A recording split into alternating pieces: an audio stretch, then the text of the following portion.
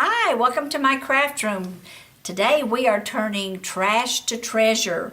I took the opening from the framelit hearts die that I made the card from our last video, and I trimmed around that to create this card. I'm just going to show you how to do that.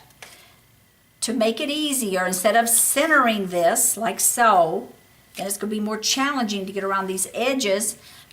When you get ready to cut that out, why don't you put your point coming towards the point here in this card. Take some removable tape, and you want to position that at the top and at the bottom. If you've never used this removable tape, this is something you want to invest in. A spool lasts forever. This is made by Scott's, and it's called removable tape, and I think I got it in the art supply.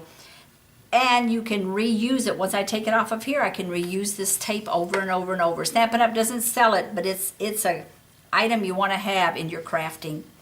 Now, once this is, we'll pretend this is cut out, what I did is I took my scissors and I started down here, and as I went up around this edges, I began to enlarge that, and I made it a little bit larger than what I wanted, and then I went back in with my scissors and I then trimmed it out to be more the size I wanted. And once you get that done, you want to take a sanding block, and Stampin' Up! Sells really a really good sanding block.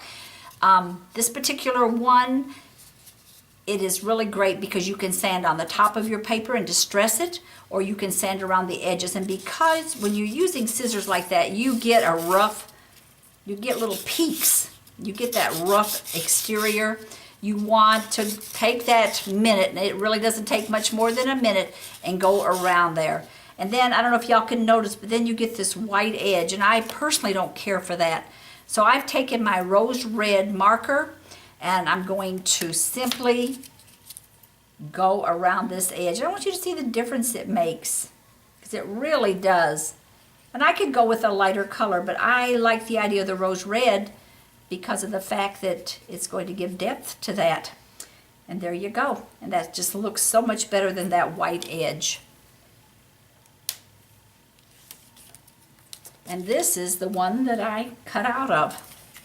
So now we've got one, and this is the thicker heart, and that's what I have done on this particular card. Now I'm going to demonstrate to you how to do the thinner edge. And I made a second card, and with this one I did both of them with the thinner edge. It's really, really simple. There is an indentation in here from that die. So it's very easy for you to see to trim around this. But if you have any difficulty with that, all you've got to do is lay your pencil on its side so that you can really see that line. But I don't have that problem. But if you think you're going to, do that. So next, you just want to follow that outer portion. Turn your paper, not your scissors. Probably everybody knows that. And then trim off this excess, get it out of your way. And it's better to leave little edges and just keep moving than to try to stop and make everything perfect at that moment. I like to come back and straighten it up, and I just goofed. Sorry guys, I have a hard time talking and doing. So I goofed up a little bit right in there. But I'll tell you, I would fix that and make it look just perfect. Y'all, no one would know the difference. But go in and just some of these little peaks, just try to trim those out. Looks like I've done a pretty good job there. One reason that it's really important that you glue this really down when you're putting that designer paper onto your scrap of cardstock is for this very reason. If this wasn't adhered together really well, this wouldn't stay together. Now take that sanding block, and with this sanding block there's different textures on each side. It goes from a fine to a coarse. And there's one side that's really coarse, and I even took and got a little nip that was on my piercing tool. I got that off by sanding it. Just go around that lightly just to get rid of those edges. And with this, I would use the Blushing Bride marker to do that. If you chose to use your lead pencil and make marks around there, you want to make sure you erase that off. And I don't recommend the eraser on these pencils. It really ruins your cardstock. You want to use an artist eraser, which is the plastic white erasers. So that's all set. Now I have picked out, this is a strand of floss, and this is what I used in my last video. Can you see the contrast in color? I wanted to go with something a little bit darker. So I've turned this to the wrong side. I'm going to use some of the multi-purpose glue. And I want to make sure I've got this on the correct side. It's on my left side. And I'll just put some of that down just to hold that in place. The glue has set up on the back of our large heart. And now I want you to see I'm putting just a little bit on our smaller pink heart. Okay, the smaller heart is now adhered. And you're going to overlap this. You're lacing this, and you're going to make 3 laces. So here's number 1. Put your left thumb, bring this behind, overlap. Now bring the right side up, the left over, and go under. There's number 2. Put your left thumb there. Now behind, overlap. Bring the right through, the left over, and overlap. There's number 3. And if you wanted to do a 4th one, you could. I did 3. Now I overlapped it behind, brought it up, and tied it off.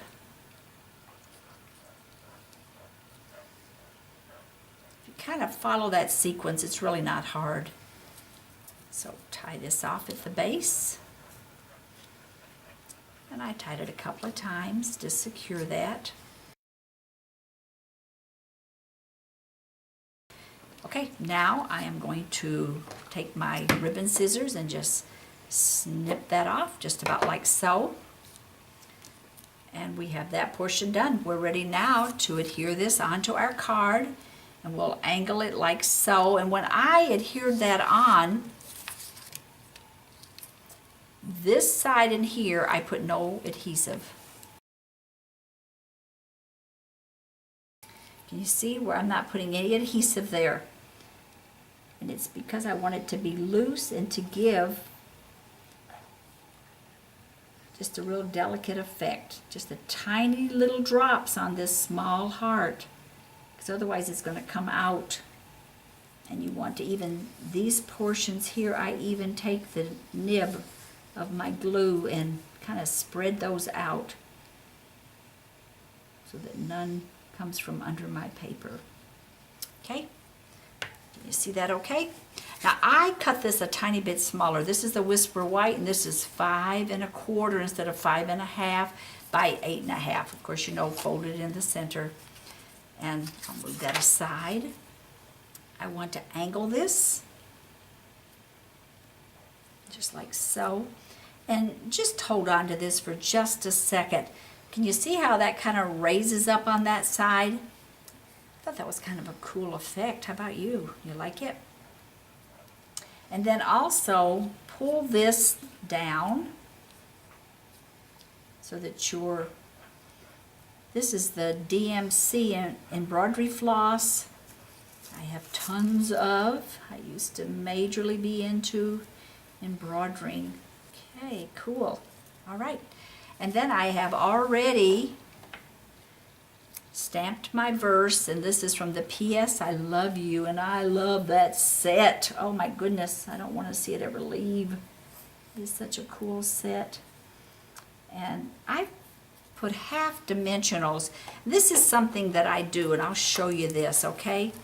I cut my dimensionals right down the center so that I have half a dimensionals. So when you're working with small little areas like this, not everything needs a great big dimensional.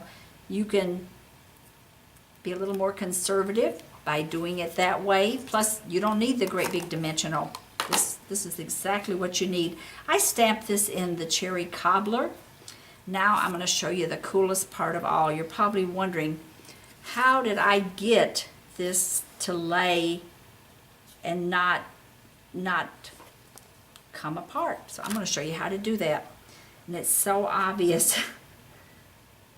First of all, pull these 6 strands apart, and that's the hardest part of the whole card, because they want to fight you. But pull those apart first. It's just going to make it a little bit easier. Then you're going to take your glue stick, pretty easy breezy. Take your glue stick, and you're going to take the ends of this, not all of it, about halfway, and you just want to rub that onto there. Isn't that cool? And then that makes that manageable. Make sure you get your tips. That makes that manageable so that you can, and always put your cap back on that glue stick, and that will last you so much longer. And then just kind of let that swirl out. Just kind of pull those apart like so, and I just kind of take my finger and arrange them.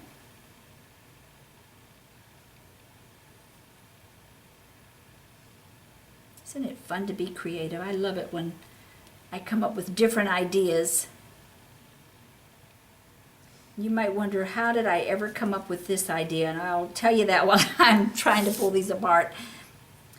I had all these different elements sitting on my table, and I saw that heart, that shape of that heart that had been cut out, and I thought, wow, I could cut around that a second time and come up with a card. So that was the next thing I did. And I hope I didn't pull that out of your sight, but just the tips. You want to, just the tips, you want to press down. And if you don't like that, you could still pull it right back up, put a little more glue on it, and redo it again. And because of time's sake, I'm going to stop right there, but I would do the exact same thing to the opposite side. And here's what the finished card looks like. And if you wanted, I think I might have cut these. In fact, I would definitely cut this one shorter. It's too long. But this is what it's going to look like all finished. And literally, this card cost me nothing but the base card. That's it. So let's go on to the next card. And that's going to be this. And basically, it's the exact same process.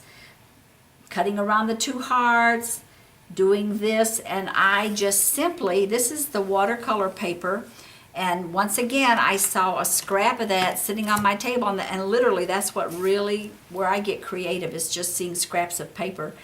I saw that and I thought I could stamp this in that negative part of that heart, and that's what I did. This again is from P.S. I Love You. I stamped it with the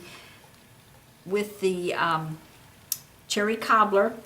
But to show you what I did, because I didn't have that particular shape again, I simply took another piece of the paper, put this shaping onto this, took my lead pencil, drew around that, and then you can take your snips, scissors, and just follow right around there.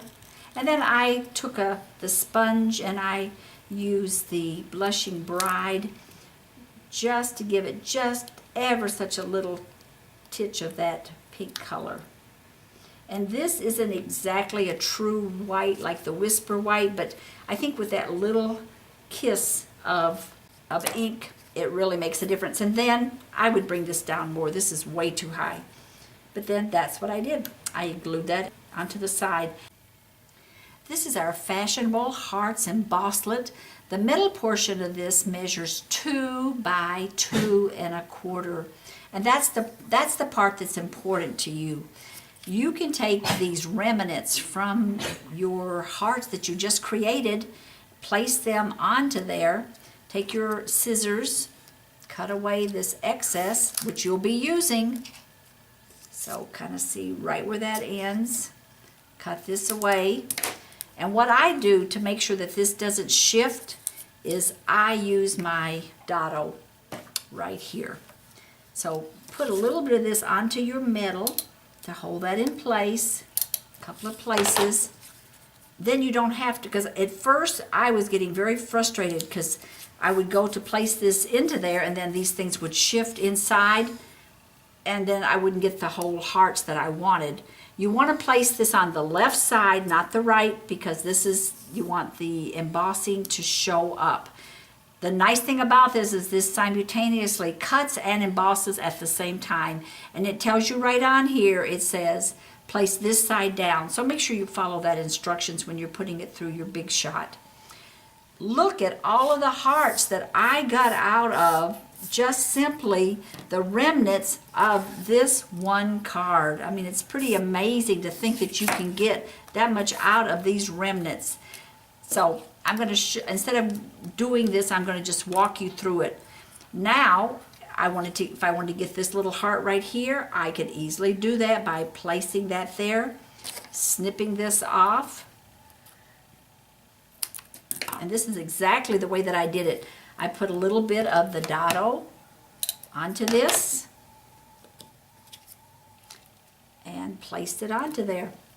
And now it's not going anywhere. Now I could get one of these hearts just by placing that onto there, snip these apart, and that's how I ended up getting so many of these. But the dado is really the key to be able to achieve getting so many of these hearts. And then what I did was I took this size heart here in the red, which is one up from the smallest, adhered that on, and then just picked out some randomly of the little bitty ones and glued them on. And I think it's really a cute card. So hope you enjoy that. And till next time, check at the link just below my video. There, that'll take you to my website and you'll find all the instructions for this, plus click on the link at the very top and that'll take you right into the Stampin' Up! Website so you can place your order. Thank you so much.